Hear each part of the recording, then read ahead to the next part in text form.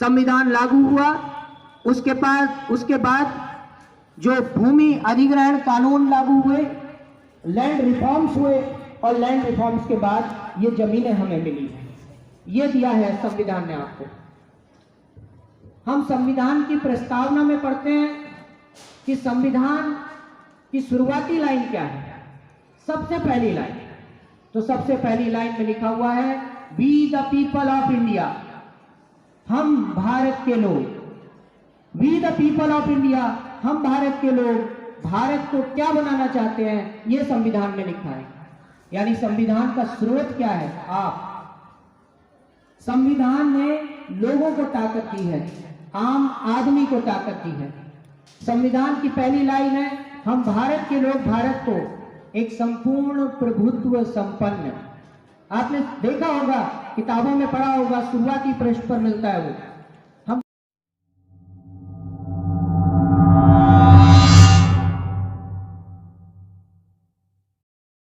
धन्यवाद महात्मा शेर सिंह गौर जी, धन्यवाद आदरणीय मंच कॉलेज के प्रधानाचार्य सर्वेंद्र सिंह जी का विशेष धन्यवाद। हम सभी लोगों को ये अवसर उनकी वजह से प्रदान हुआ। आदरणीय गुरु जी शिवनाथ सिंह का आशीर्वाद लंबे समय तक हमारे सर पर बना रहे। आदरणीय तेजवीर सिंह अलूना जी, देश सेवा, एक लंबी देश सेवा करने के बाद समाज सेवा के कार्यों में लगे हुए तेजवीर सिंह अलूना जी का भी धन्यवाद मंच पर उपस्थित होने के लिए और युवाओं को कुछ मार्गदर्शन देने के लिए। और मेरे इस विद्यालय के सभी अध्यापकगण, अध्यापिकाओं में तो मुझे मेरी एक बहन, मेरी एक छोटी स्टूडेंट भी दिख रही है। मुझे बड़ा अच्छा लगा यहाँ आकर। और प्यारे बच्चों, आप सभी को हार्दिक शुभकामनाएं। आज हम लोग संविधान दिवस के अवसर पर एकत्रित हुए हैं। वर्ष में एक बार मौका आता है और पिछले कुछ समय से मैं देख रहा हूं कि महात्मा जी, शेर सिंह गौर जी इन सामाजिक कार्यों में जो बढ़ चढ़ कर योगदान दे रहे हैं, इसका हमारे समाज को, हमारे जिले को विशेष फायदा प्राप्त होगा। सर्वप्रथम मैं ये क्लियर कर दूं कि मैं शेर सिंह गौर जी को महात्मा या महात्मा शब्द से संबोधित क्यों कर रहा हूं। वास्तव में समाज सेवा एक दुरूह कार्य है। लोगों की सेवा करना एक कठिन कार्य है। यूं ही कोई महान नहीं हो जाता। महान होने के लिए पहले बहुत सारे लोगों से भिक्षा मांगनी पड़ती है, बहुत सारे लोगों का सम्मान करना पड़ता है, उसके बाद ही व्यक्ति महान हो पाता है। आज मैं देखता हूं जिस तरह से पिछले कई वर्षों से निरंतर संविधान की पुस्तकें बांटने का जो कार्य समाज के अंदर शेर सिंह गौर जी कर रहे हैं, तो मैं नतमस्तक होकर, नमन होकर उनको महात्मा की श्रेणी में रखना चाहता हूं। कोई व्यक्ति मुझसे ये कहे कि मुझे समाज सेवा करनी है, मुझे 1000, 2000, 5000 की मदद कर दीजिए, मैं बड़े आसानी से कर देता हूं। कहीं ना कहीं हो सकता है उसमें मैं अपना फायदा भी देखूं कि मेरा भी इसमें नाम हो जाएगा। लेकिन ये जो 1000, 2000, 5000 रुपए मांगकर उनसे पुस्तकें खरीद कर और जनता में बांटना, यह आसान कार्य नहीं है। महात्मा वो होता है जिसके पास कुछ नहीं होता और पूरी दौलत उसके पास होती है। तो इसके लिए मैं इनको साधुवाद देता हूं। अब हम मुख्य विषय पर आए और संविधान दिवस के इस अवसर पर हम संविधान को समझें, ये जाने कि क्यों महत्वपूर्ण है। इसने हमें क्या दिया? मैं बहुत छोटी सी चीज आपको बताऊंगा। ये जो मैं बात कर रहा हूं इस समय और आप मुझे सुन रहे हैं और मुझे ये जो बोलने की आजादी मिली है और जो मैं अपने विचार रख रहा हूं, आप में से कई लोग सहमत होंगे, कई लोग हो सकता है असहमत भी होंगे विचारों से, लेकिन उसके बावजूद भी मुझे विचार व्यक्त करने की जो आजादी मिली है ये संविधान में मिली है। अगर हम अपने देश के दृष्टिकोण से इसको समझे देखें तो हो सकता है ये छोटी बात है, लेकिन यही चीज बहुत बड़ी हो जाएगी जब आप उत्तर कोरिया के नागरिक होंगे। यही चीज बहुत बड़ी हो लगेगी आपको जब आप चीन के नागरिक होंगे। यही बात आपको बहुत बड़ी लगेगी जब आप म्यांमार या पाकिस्तान के नागरिक होंगे जहां ये आजादी प्राप्त नहीं है। ये आजादी हमें संविधान ने दी है कि हम अपने विचारों को व्यक्त कर सकते हैं। ये लोकतंत्र हमें संविधान ने दिया है। अब्राहम लिंकन ने एक बार कहा था कि डेमोक्रेसी क्या है, लोकतंत्र क्या है? By the people, for the people, of the people. लोकतंत्र लोगों के लिए होता है, लोगों के द्वारा होता है और लोगों से होता है। ये सब जो चीजें हैं ये आपको संविधान करेगी। कोई बच्चा खड़ा होकर पहले हाथ खड़ा करके मुझे क्या ये बता सकता है कि आपको पर्सनल तौर पर संविधान ने क्या दिया है? व्यक्तिगत तौर पर देश आजाद हुआ, लोकतंत्र मिला है और आज हम सब स्वतंत्र हैं, पढ़ाई कर रहे हैं, नौकरियों की तैयारियां कर रहे हैं, लेकिन व्यक्तिगत रूप से आपको, आपके परिवार को संविधान ने क्या दिया है? कोई बच्चा मुझे बता सकता है?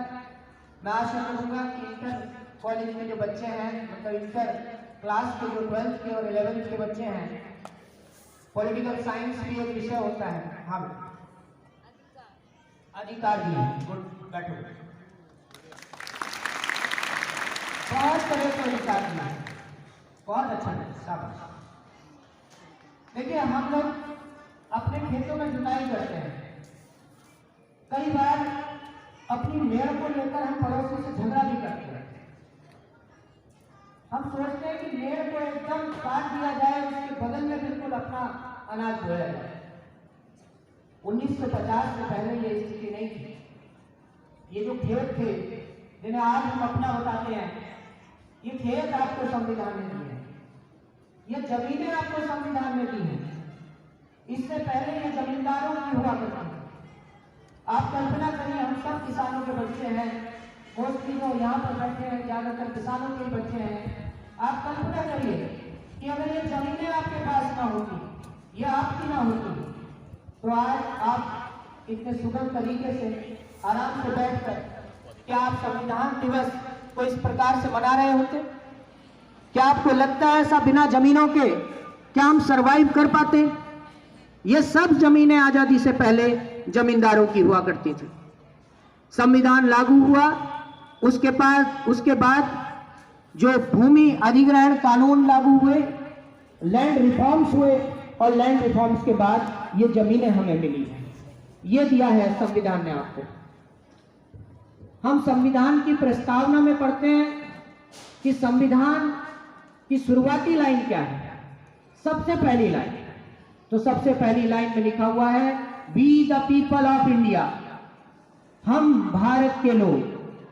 We the people of India, हम भारत के लोग भारत को क्या बनाना चाहते हैं, ये संविधान में लिखा है। यानी संविधान का स्रोत क्या है? आप। संविधान ने लोगों को ताकत दी है, आम आदमी को ताकत दी है। संविधान की पहली लाइन है, हम भारत के लोग भारत को एक संपूर्ण प्रभुत्व संपन्न। आपने देखा होगा, किताबों में पढ़ा होगा, शुरुआती पृष्ठ पर मिलता है वो। हम भारत के लोग भारत को एक संपूर्ण प्रभुत्व संपन्न, समाजवादी, पंथ निरपेक्ष, गणतंत्रात्मक लोकतंत्र बनाना चाहते हैं। यानी 5 चीजें बनाना चाहते हैं हम देश के अंदर। हम भारत को एक संपूर्ण प्रभुत्व देश बनाना चाहते हैं। क्यों कहा गया ये?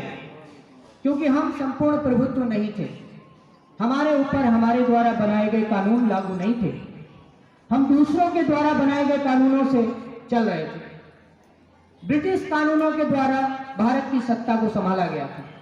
आदरणीय बाग साहब ने अभी बताया कि 1947 में हम लोग एक डोमिनियन स्टेटस बने थे और 1946 से हमारा संविधान का निर्माण कार्य शुरू हुआ था। किस डेट को निर्माण कार्य शुरू हुआ था? किस तिथि को निर्माण कार्य शुरू हुआ था संविधान का? 9 दिसंबर 1946। आजाद कब हुए थे? 15 अगस्त 1947। यानी आजादी से भी पहले ही हमारे संविधान का निर्माण कार्य शुरू हो गया था। और फिर कितना वक्त लगा? 2 वर्ष 11 माह 18 दिन, लगभग 3 साल। और इन 3 साल के अंदर हमने एक बेहतरीन संविधान बनाया और इसको आंशिक रूप से हमने लागू किया 26 नवंबर 1949। ये बेहतरीन क्यों है? इसमें क्या बेहतरीन है? हमारे साथ ही आजाद हुआ पाकिस्तान अब तक 3 संविधान बना चुका है। 3 बार खत्म हुआ, फिर बना, फिर खत्म हुआ, फिर बना और फिर खत्म हुआ और फिर बना है और अब उसके अनुसार चल रहा है। और अभी वहां पाकिस्तान के जो आर्मी चीफ हैं उनका अपॉइंटमेंट हुआ कल। बड़ा बवाल हुआ, बड़ी मुश्किलें आई, मुश्किल से बने हैं सैयद मीर। ये हमारे यहाँ नहीं होता। हमारे यहाँ तो सरकारें बदल जाती हैं, जनता जिसको चुनती है उसकी सरकार बनती है। कुछ लोगों को बुरा लगे, अच्छा लगे, लेकिन बहुमत की सरकारें बनती हैं। और पुरानी सरकार चाहे कितने दिन भी हो, जब वो चुनाव हार जाती है तो लोगों के मान सम्मान रखते हुए वो सत्ता छोड़ देती है और दूसरी सरकार आ जाती है, दूसरे दल की सरकार आ जाती है। सब जगह नहीं होता बेटे, ये भारत में ही संभव है। पाकिस्तान में तो लोग हारने के बाद भी सत्ता से चिपके रहते हैं। हमारे यहाँ जो दल चुनाव हार जाता है वो आराम से विपक्ष में बैठ जाता है। ये इस संविधान ने दिया है। हमारे यहाँ जो लड़ाइयाँ होती हैं वो सड़क पे नहीं होती, संसद में होती हैं। हमारे यहाँ जो लड़ाइयाँ होती हैं वो जुडिशरी में होती हैं, न्यायपालिका में होती हैं, सड़कों पर नहीं होती। ये आपके संविधान ने आपको दिया है। और जब हमने अपना संविधान पूर्ण रूप से लागू किया 26 जनवरी 1950 को, पूरी तरह से कब लागू किया? 26 जनवरी 1950। तो 26 जनवरी का दिन क्यों चुना गया? यह भी एक यक्ष प्रश्न है। जब 26 नवंबर 1949 को बनकर तैयार हो गया था तो फिर 2 महीने का वेट क्यों किया गया? 26 नवंबर 1949 के बाद क्या आएगा? 26 दिसंबर 1949 आएगा और फिर 26 जनवरी 1950 आएगा। तो 2 महीने का वेट क्यों किया गया? इसके पीछे भी एक इतिहास है। हमने 26 जनवरी 1930 को पहली बार लाहौर के पास रावी नदी के किनारे झंडा फहराया था और स्वतंत्रता की घोषणा करी थी। जब हम संविधान को याद करते हैं या संविधान के लागू होने को याद करते हैं तो हम उन बलिदानों को नहीं भूल सकते जो हमारे स्वतंत्रता संग्राम के सेनानियों ने दिए थे। अभी महोदय ने बताया 7 लाख के लगभग लोग मारे गए इस आजादी को प्राप्त करने में। ये इतनी आसानी से आजादी प्राप्त नहीं हुई है, इसमें बहुत लोग हताहत हुए हैं और तब जाके आप संप्रभु बने। संप्रभु माने अपने प्रभु खुद बने हैं। 1950 से हमारा पहले प्रभु कौन था? ब्रिटिश। और फिर हम 1950 में अपने संप्रभु बने। उसी संविधान में लिखा हुआ है कि संविधान को समाजवादी बनाना है। समाजवादी कोई दल का नाम नहीं। समाजवादी बनाने का अर्थ है कि सभी लोगों की जो मूलभूत आवश्यकताएं हैं, रोटी, कपड़ा, मकान, शिक्षा, स्वास्थ्य, ये सभी को उपलब्ध होनी चाहिए।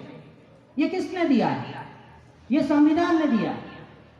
जब आपका देश आजाद हुआ था उस समय देश में शिक्षा की दर केवल 15% थी। 15% लोग पढ़े लिखे थे, उसमें पुरुष 25% के आसपास पढ़े लिखे थे और महिलाएं केवल 8% महिलाएं पढ़ी लिखी थी, 100 में से 8। और आज 75 वर्षों में हम ये देखते हैं कि हमारा शिक्षा का जो दर है वो 80% को अब क्रॉस कर चुका है। 2011 में ही 75% को क्रॉस के लगभग था। तो ये हमारे संविधान ने दिया है। जब हमारा देश आजाद हुआ था उस समय हमारे यहाँ जो मृत्यु दर थी औसत, वो 35 वर्ष की आयु थी। यानी औसतन 35 वर्ष में व्यक्ति मर जाता था, और आज ये औसत आयु बढ़कर 69 साल हो गई है, 68 पॉइंट समथिंग। तो दुगने से लगभग दुगनी एज बढ़ चुकी भारतीयों की। ये हमारे संविधान ने आपको 75 वर्षों में दिया है, और समाजवादी नीतियों की वजह से ये सब आपको प्राप्त हुआ है। मैं फिर एक बार कहूंगा, समाजवादी नीति और समाजवादी दल में अंतर है। समाजवादी नीति का मतलब है सर्व समाज का मिनिमम विकास जरूरी है। तीसरी चीज, आपके संविधान ने धर्मनिरपेक्षता दी है। आज पूरे भारत में हिंदू, मुसलमान, सिख और ईसाई सभी अपनी अपनी किताबों के अनुसार जीवन जीते हैं, जो भी उनकी पुस्तकें हैं। ये किसने दिया है? ये संविधान ने दिया है। अगर हम भी चाहते 1950 में, तो इसको हिंदू राष्ट्र घोषित करने से कोई नहीं रोक सकता था, लेकिन हमने ऐसा नहीं किया। हमारे फोर फादर्स ने ऐसा नहीं किया। क्यों? क्योंकि वो सर्वधर्म समभाव की बात करते थे। यह हमारे संविधान ने दिया है। विश्व में कोई ऐसा देश नहीं है जिसमें इतनी विविधताएं हैं। कोई देश नहीं है इतनी विविधताओं वाला। आप देखो, आप 50 किलोमीटर इधर चले जाओ, भाषा बदल जाएगी। 50 इधर चले जाओ, 50 इधर चले जाओ, भाषाएं बदल जाती हैं। लोगों का खान पान बदल जाता है। पहनावे में भी अब तो काफी सिमिलरिटी आ गई है, लेकिन बहुत पहनावा भी चेंज हो जाता था। इतनी विविधताओं के बावजूद भी हमारे संविधान ने सभी धर्मों को सम्मान दिया और इस देश को एक रखा है। ये बहुत बड़ी बात है। जब यहां से अंग्रेज जा रहे थे और हम लोग जिद कर रहे थे कि भारत छोड़ो, तो एक चर्चिल महोदय थे। चर्चिल का कहना था कि अगले 10 वर्षों में भारत के 10 टुकड़े हो जाएंगे। क्यों? क्योंकि भारत में बहुत ज्यादा विविधताएं हैं, और इतनी विविधताओं के बावजूद कोई देश एक नहीं रह सकता। लेकिन हमारे फोर फादर्स ने इतना बेहतरीन संविधान बनाया कि 75 वर्षों तक भी ऐसी कोई नौबत नहीं आई कि भारत के टुकड़े होते। जब हम संविधान निर्माण की बात करते हैं तो हम डॉक्टर भीमराव अंबेडकर की भी बात करते हैं। भारत के संविधान निर्माण में बहुत महत्वपूर्ण योगदान डॉक्टर भीमराव अंबेडकर ने अदा किया था। ड्राफ्टिंग कमेटी के अध्यक्ष थे, आप जानते हैं।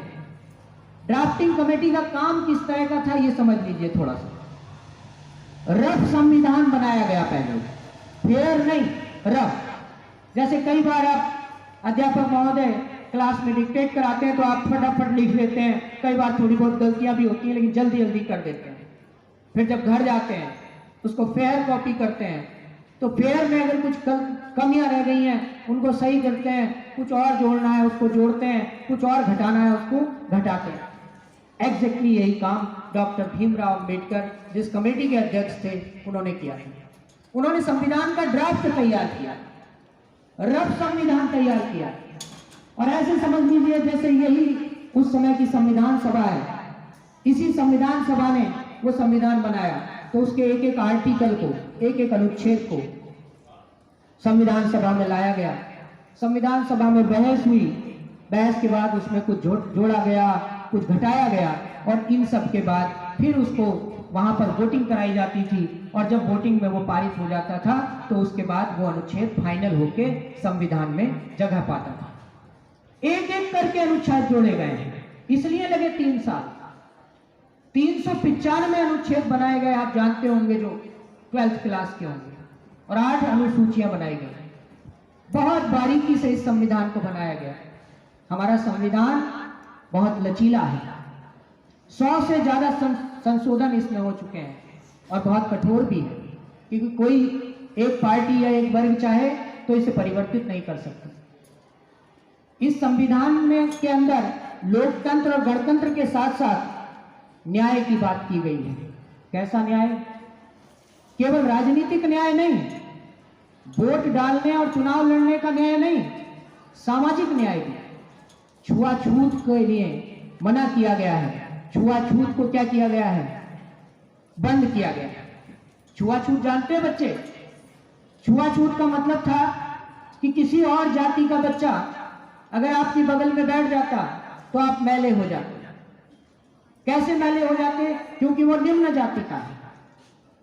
अनुच्छेद 17 जोड़ा गया संविधान में, समानता लाई गई, सामाजिक समानता, आर्थिक समानता की बात करता है। यहां पर जितने बच्चे बैठे हुए हैं वो सब आरक्षण मिलता है आपको। कोई ऐसा बच्चा है जिसको आरक्षण ना मिलता हो? अब सबको मिलता है आरक्षण।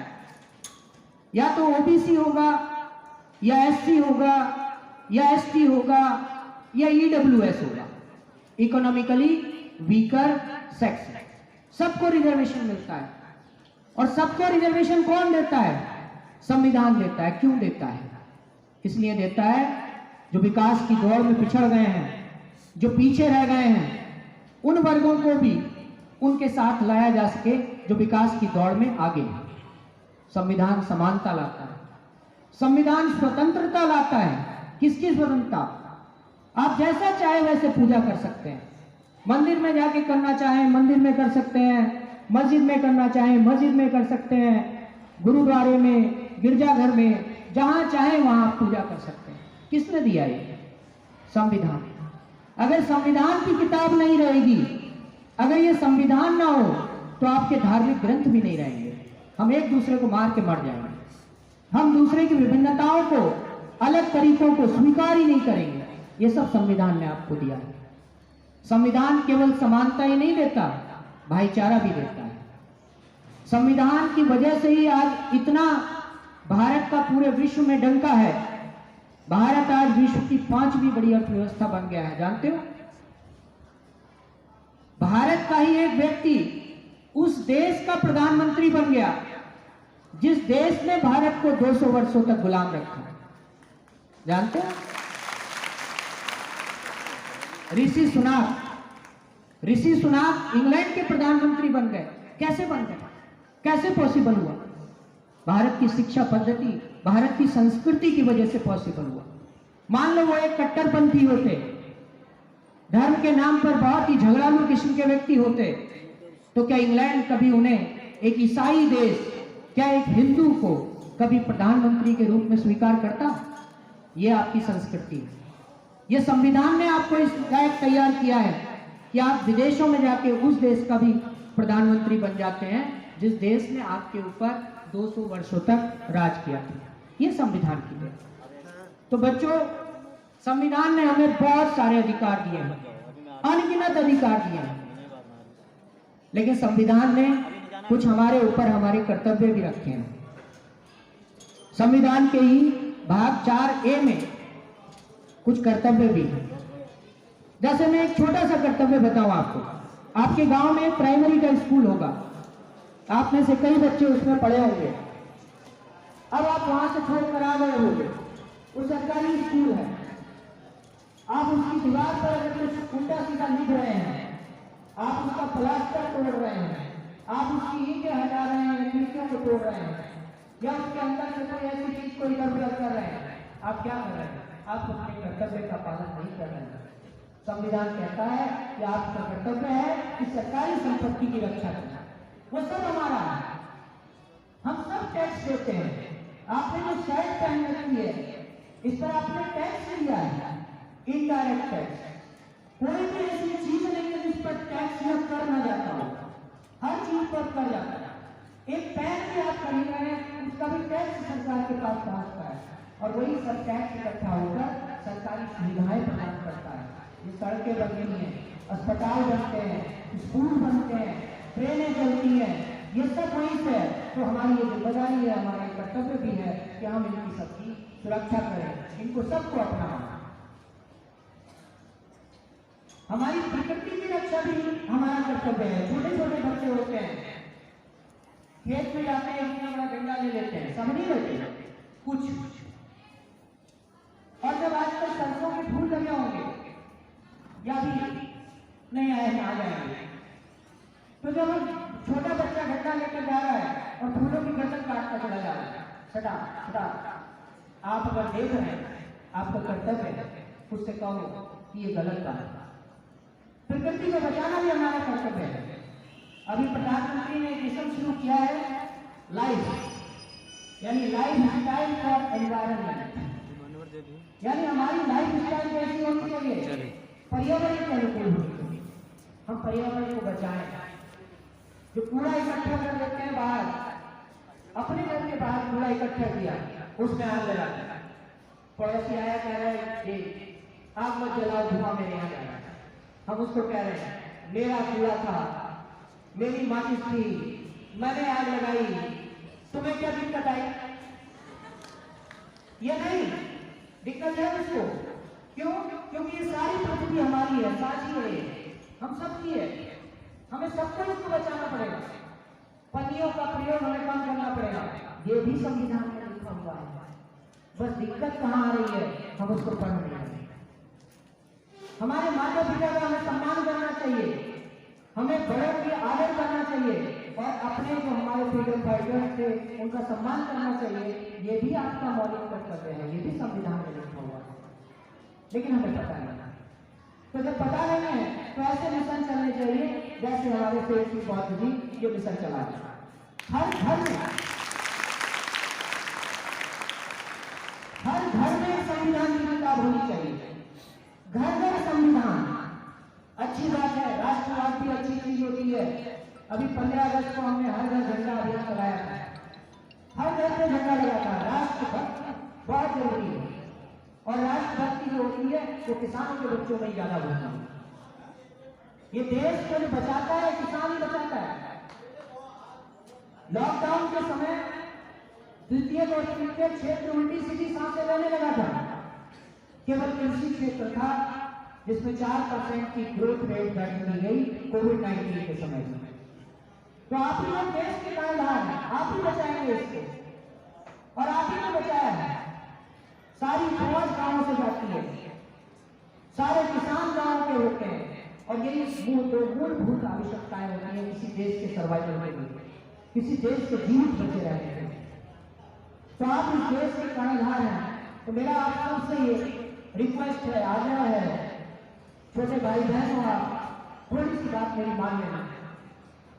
ये संविधान की किताब है, इसको अपने घर पे रख लेना। मैं ये नहीं कह रहा कि अभी जाके फिर खत्म कर देंगे या पढ़ देंगे, लेकिन जब भी मौका मिले, जब भी आपको टाइम मिले, 10 मिनट का, 15 मिनट का, या रखी रहेगी कोई रिश्तेदार आएगा, देखेगा कौन सी किताब है, कम से कम खबर ही पढ़ लेगा कि भारत का एक संविधान होता है। तो इससे हमारे देश को, हमारे समाज को, हमारे सभी पूरे रिश्तेदारों को, सभी लोगों को इसका फायदा जरूर मिलेगा। तो आज संविधान दिवस के इस अवसर पर आप मुझसे वादा करो। मैं ये नहीं कह रहा कि अगले 3 महीने में, हो सकता है 3 साल लग जाए, हो सकता है 30 साल लग जाए, लेकिन एक वादा आपको करना होगा, इतना सम्मान इस मंच को जरूर देना होगा, इतनी बात मेरी जरूर माननी होगी आपको कि आप एक वादा करो कि आप अपने भारत का संविधान एक बार जरूर पढ़ो। वादा करो, ऐसे हाथ दिखाओ। Good, that's the spirit. तो आज 100 लोगों के संविधान की किताब मिल जाएगी, लेना देना बेटा। कभी मन करे पढ़ लिया, कभी नहीं लिया, मत पढ़ना, लेकिन देखना आप इसका फर्क पड़ेगा, आपके जीवन पर इसका फर्क पड़ेगा। और कभी भी बेटे किसी की आलोचना या किसी की तारीफ उसको बिना जाने मत करना। जब तक आप उसको जानते नहीं तब तक किसी की बात पर यकीन मत करना। रैशनल सोच, तर्कवादी सोच होनी चाहिए। गांधी अच्छे थे या बुरे थे आप तय करना, लेकिन गांधी को पढ़ने के बाद। भगत सिंह अच्छे थे या बुरे थे आप जरूर तय करना, लेकिन उनको पढ़ने के बाद। डॉक्टर बाबा साहब भीमराव अम्बेडकर अच्छे थे या बुरे थे आप तय जरूर करना, लेकिन जब उनके संघर्ष को आप पढ़ना, जब आप उन्हें जान लो। बाबा ज्योतिबा फूले राव को जरूर अच्छा या बुरा तय करना, लेकिन तब करना जब आप उन्हें एक बार अध्ययन कर लो। बिना अध्ययन के अगर आप ये सारी चीजों को किसी के कहने के अनुसार या व्हाट्सएप यूनिवर्सिटी के अनुसार, व्हाट्सएप भी एक यूनिवर्सिटी आप जानते होंगे आजकल, हम लोग व्हाट्सएप पर चीजों को, सोशल मीडिया की चीजों को हर समय हम लोग सही मानने लगे हैं। तो आप उन चीजों से थोड़ा बच के रहो। ऑथेंटिक किताबें पढ़ो, अपने गुरुजनों का सम्मान करो, अपने रिश्तेदारों का सम्मान करो, किसी को अगर आगे बढ़ा सकते हो तो बढ़ा दो, पीछे खींचने की कोई आवश्यकता कहीं पर नहीं है। अगर आप इन चीजों को पालन करते हैं तो आप संविधान का पालन करते हैं, क्योंकि संविधान हमारी संस्कृति से जुड़ा हुआ है। अभी मैं गाड़ी से आ रहा था, मेरे साथ थोड़े स्टूडेंट भी आए मेरे, तो यही फतेहपुर पर ही एक स्टूडेंट ने मुझसे कहा कि जब ये मोदी जी विदेश में जाते हैं और अभी इसे बाइडेन से मिलते हैं या किसी और से, तो ऐसे झुके क्यों मिलते हैं, नीचे वो उनको बैंड हो जाते हैं, वो तो नहीं होते, वो कैसे रहते हैं। तो मैंने उसको समझाया कि हमारी संस्कृति है, हमारी संस्कृति में कहा गया है नमः हस्ते, यानी मैं आपके सामने झुककर आपको प्रणाम करता हूं, और झुका हुआ व्यक्ति कभी छोटा नहीं होता, झुका हुआ व्यक्ति ही ऋषि सुनाम बनता है, तना हुआ व्यक्ति कभी नहीं बनता। जितना आप झुकेंगे, जितना विवादों से बचेंगे, उतने आप प्रोग्रेसिव होंगे, उतना आप आगे बढ़ेंगे। तो ये भी हमारा संविधान बताता है। कंफ्लिक्ट नहीं होना चाहिए, अगर लड़ाई हो तो सड़क पर नहीं होनी चाहिए, लड़ाई केवल होनी चाहिए संसद के अंदर, और जितनी लड़ाई करनी है कर लीजिए। अब्राहम लिंकन ने एक बार कहा, एक उनके विरोधी थे, उन्होंने अपने विरोधी से कहा कि आपकी बात से मैं रत्ती भर भी इत्तेफाक नहीं रखता, मतलब आप यस कहते हो तो मेरा नो होता ही है, और आप नो कहते हो तो मेरा यस होता ही है। ये बात सही है कि आपके किसी भी विचार से मैं सहमत नहीं होता, लेकिन उसके बावजूद भी आपके द्वारा आपके विचारों को रखने की जो आजादी है, उसको अगर कोई छीनने के लिए आता है तो मैं अपने प्राण में दूंगा और आपकी आजादी को बनाकर रखूंगा। यह अब्राहम लिंकन है। आज भारत एक ऐसे मोड़ पर खड़ा है, यहां से आगे सुनहरा भविष्य है। अगले 25 सालों में भारत विकसित होने जा रहा है। इसकी जो संकल्पना है वो केवल भारत के नेता नहीं कर रहे हैं, बड़े बड़े अर्थशास्त्री भी इस चीज को कह रहे हैं कि भारत अगले 25 सालों में विकसित हो जाएगा। विकसित होने के अलग मायने होते हैं। विकसित होने का मतलब है कि हर जगह आपको प्रभाव दिखाई देगा, सड़कों पर, स्कूलों पर, पढ़ाई पर, आपके कपड़ों पर, आपके खान पान पर, रीति रिवाजों पर, हर जगह आपको प्रभाव दिखाई देगा।